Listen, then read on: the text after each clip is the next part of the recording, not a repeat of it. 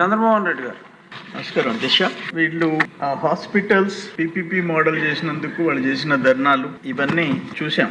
ఈరోజు ఆరోగ్య శాఖ మంత్రి గారు సత్యకుమార్ యాదవ్ గారు మాట్లాడింది విన్న తర్వాత వాళ్ళు సిగ్గుతో తలదించుకోవాలి. నేను ఒక్కటి స్ట్రైట్ గా మీ ద్వారా దిశ, ఆ 11 మంది ఈరోజు మంత్రి గారు మాట్లాడిన పాయింట్లకి ఒక్కటైనా సమాధానం చెప్పగలరా అని చెప్పి అడుగుతున్నాం. వ్యవస్థలని సర్వనాశనం ఒకటి కాదు, అది అగ్రికల్చర్ కాదు, ఇరిగేషన్ కాదు, రోడ్స్ అండ్ బిల్డింగ్స్ కాదు, హెల్త్ కాదు. ఒక్క ఎగ్జాంపుల్, నెల్లూరు జిల్లాలో అపోలో హాస్పిటల్, కిమ్స్ హాస్పిటల్, ఈ రెండు ఇంపార్టెంట్ హాస్పిటల్స్. ఈ రెండు బిట్వీన్ 14 and 19 ఆరోగ్యశ్రీ అడిగి తీసుకున్నాయి గవర్నమెంట్ని.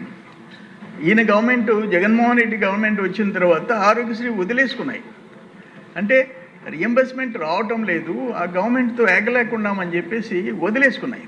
అంటే దాన్ని బట్టి మీరు హెల్త్ డిపార్ట్మెంట్ మీ 5 yearsలో ఎట్ట జరిగిందనేది ఒక ఎగ్జాంపుల్ అని చెప్పేసి. ఇప్పుడు సీఎంఆర్ఎఫ్ ఎంతమందికి ముఖ్యమంత్రి గారి దగ్గర లెటర్లు ఇచ్చి తీసేసుకుంటున్నాం.